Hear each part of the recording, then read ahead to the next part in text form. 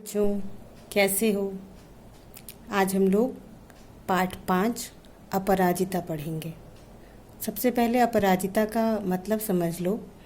अपराजिता मतलब जो किसी से न हारे, जिसे कोई हरा ना सके, वह व्यक्ति अपराजित होता है। और अगर वो महिला है तो वो अपराजिता हुई। इस पूरी कहानी में एक ऐसी लड़की की कहानी है जो कि दिव्यांग है। दिव्यांग मतलब जिसका शरीर का कोई अंग या कई अंग सामान्य नहीं होते हैं, उनको हम दिव्यांग कहते हैं। इसमें एक ऐसी ही लड़की की कहानी है जिसे हम लोग पढ़ेंगे आज और सीखेंगे कि शारीरिक अक्षमता कहीं मायने नहीं रखती। अगर हमारा मन साथ है हमारे, अगर हम कुछ करना चाहते हैं तो वास्तव में शारीरिक विकलांगता कहीं आड़े नहीं आती। मन मजबूत होना चाहिए, हम सब कुछ कर ले जाएंगे। तो आओ बच्चों, पाठ की शुरुआत करते हैं। प्रस्तुत पाठ में लेखिका ने एक विकलांग लड़की के अदम्य साहस एवं विलक्षण प्रतिभा का वर्णन करते हुए स्पष्ट किया है कि व्यक्ति दृढ़ इच्छा शक्ति से विपरीत परिस्थितियों में भी अपना लक्ष्य प्राप्त कर सकता है। जैसा कि मैंने आपको बताया कि अगर आपके पास संसाधन नहीं है, अगर आप शारीरिक रूप से विकलांग है या और कोई समस्या है, अगर संसाधन नहीं है तो ऐसा नहीं है कि हम अपने इच्छित काम को पूरा नहीं कर सकते हैं। हम ज़रूर कर सकते हैं, विपरीत परिस्थितियों में भी कर सकते हैं, बस मनोबल साथ होना चाहिए। कभी कभी अचानक ही विधाता हमें ऐसे विलक्षण व्यक्तित्व से मिला देता है जिसे देख स्वयं अपने जीवन की रिक्तता बहुत छोटी लगने लगती है। हमें तब लगता है कि भले ही उस अंतर्यामी ने हमें जीवन में कभी अकस्मात अकारण ही दंडित कर दिया हो, किंतु हमारे किसी अंग को हमसे विच्छिन्न कर हमें उनसे वंचित तो नहीं किया। बच्चों, जीवन में ऐसा कई बार होता है जब हम किसी मुसीबत में पड़ते हैं, कोई दुख हमारे सामने आ पड़ता है, तो हम लोगों को लगता है कि बार बार भगवान हमारी परीक्षाएं ले रहे हैं, बार बार हम ही क्यों इस संकट में डाल रखा है। या ये लगता है कि दुनिया में सबसे ज़्यादा दुखी हम ही हैं, सबसे ज़्यादा दुख हमारे पास है। लेकिन जब हम अपने से ज़्यादा दुखी लोगों को देखते हैं, ऐसे विकलांग लोगों को देखते हैं जिनका शरीर का कोई अंग कट गया है या वो रहते हुए भी काम नहीं कर रहा है, या फिर ऐसे लोग जिनका आधे से अधिक शरीर काम ही नहीं कर रहा है, जब हम ऐसे लोगों को देखते हैं तब हम उस भगवान को शुक्रिया अदा करते हैं कि आपने भले हमें बहुत सारे दुख दिए हैं, लेकिन कम से कम इस प्रकार का कठिन दुख तो नहीं दिया। उनके दुखों को देखकर हमें अपना दुख छोटा प्रतीत होने लगता है। ये कहना चाह रहे हैं लेखक इस लाइन में।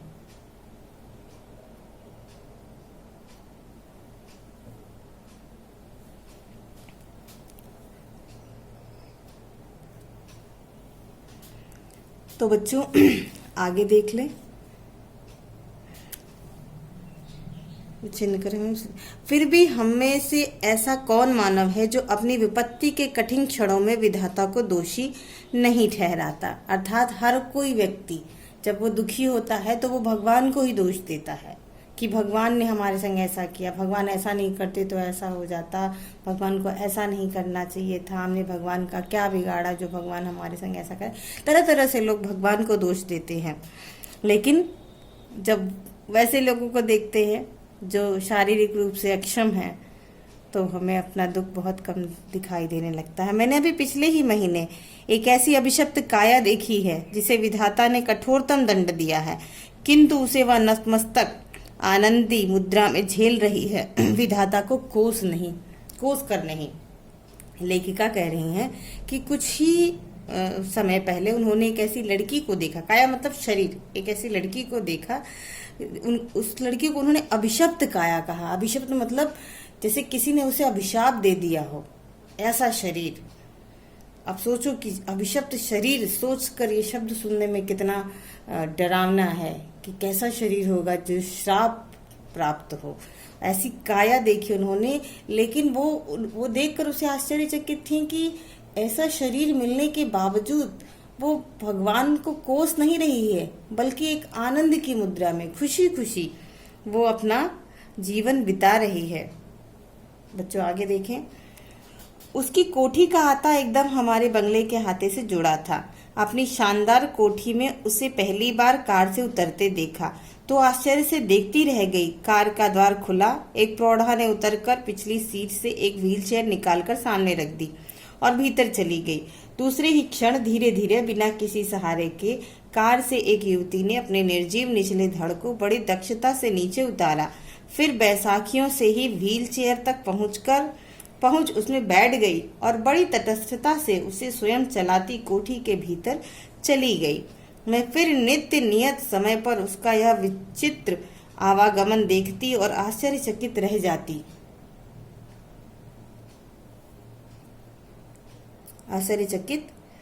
जाती, ठीक जैसे कोई मशीन बटन खटखटाती अपना काम किए चली जा रही हो।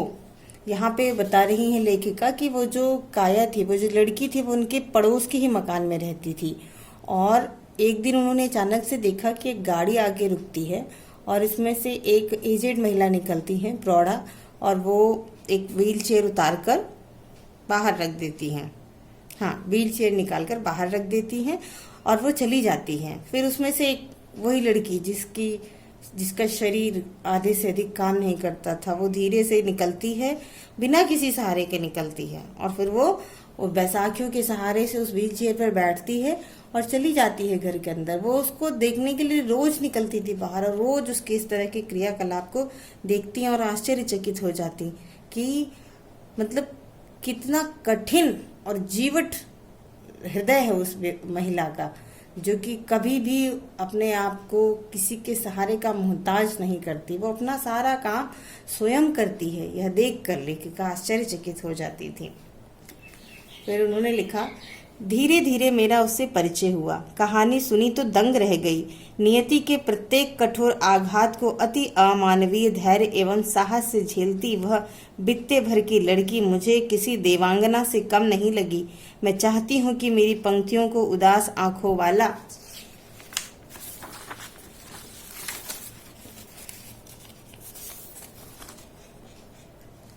वह गोरा उजले वस्त्रों से सज्जित लखनऊ का मेधावी युवक भी पढ़े, जिसे मैंने कुछ माह पूर्व अपनी बहन के यहाँ देखा था। वह आईएएस की परीक्षा देने इलाहाबाद गया। लौटते समय किसी स्टेशन पर चाय लेने उतरा कि गाड़ी चल पड़ी। चलती ट्रेन में हाथ के कुल्हड़ सहित चढ़ने के प्रयास में गिरा और पहिए के नीचे हाथ पड़ गया। प्राण तो बच गए पर बायां हाथ चला गया। वह विच्छिन्न भुजा के साथ साथ मानसिक संतुलन भी खो बैठा। पहले दुख भुलाने के लिए नशे की गोलियां खाने लगा और अब नूर मंजिल की शरण गई है। नूर मंजिल लखनऊ में एक मानसिक रोगियों का अस्पताल है, जिसे पागलखाना कहते हैं, ये उसका नाम है। वहां पे चला गया। केवल एक हाथ खोकर ही उसने हथियार डाल दिए। इधर चंद्रा, जिसका निचला धड़ ही निष्प्राण, मांसपिंड मात्र, सदा उत्फुल्ल है, चेहरे पर विषाद की एक रेखा भी नहीं, बुद्ध दीप्त आंखों में अदम्य उत्साह, प्रतिपल प्रतिक्षण भरपूर उत्कंठ जिजीविषा और फिर कैसी कैसी महत्वाकांक्षाएं। यहाँ पर लेखिका कह रही हैं कि जब उनका उससे परिचय हुआ, उस लड़की का नाम चंद्रा था, तो उन्होंने जब उसकी कहानी सुनी कि उसके संग ऐसा कैसे हो गया, फिर उन्होंने कहा कि मैं जो लिख रही हूँ उसे वो लड़का भी पढ़े। एक बार जो लेखिका है वो लखनऊ गई हुई थी, तो वहां पर उन्होंने एक लड़के को देखा जो अपनी बहन के यहाँ आया हुआ था आईएएस की परीक्षा देने, और जब वो वहां से लौट रहा था तो ट्रेन के नीचे उसका हाथ आ गया और वो हाथ कट गया। वो इतना दुखी हुआ, इतना फ्रस्ट्रेटेड हो गया कि शुरू के कुछ दिनों में तो वो नींद की गोलियां खाता था और बाद में वो अपना मानसिक संतुलन खो बैठा और वो पागलखाने में उसे भर्ती कराना पड़ा। तो वही कह रही है कि केवल एक हाथ खोकर एक लड़का सब कुछ, अपना मानसिक संतुलन तक खो बैठा, जबकि ये लड़की है जिसका आधे से अधिक शरीर, पूरा धड़ काम नहीं करता है, लेकिन फिर भी वो हमेशा खुश रहती है और कैसी कैसी महत्वाकांक्षाएं पाल के रखी उसने कि मैं बड़ी होकर ये बनूंगी, ये पढ़ूंगी, ये करूंगी। तो हमें ऐसे लोगों से सीख लेनी चाहिए। अपने शरीर की छोटी छोटी कमियों से हमेशा काम से भागना नहीं चाहिए। आपने बहुत सारे लोगों को देखा होगा सड़कों पर भिक्षावृत्ति करते हुए कि एक हाथ थोड़ा सा टेढ़ा है या विकलांग है या थोड़ा बहुत कट वट गया है तो वो भीख मांगने लगते हैं।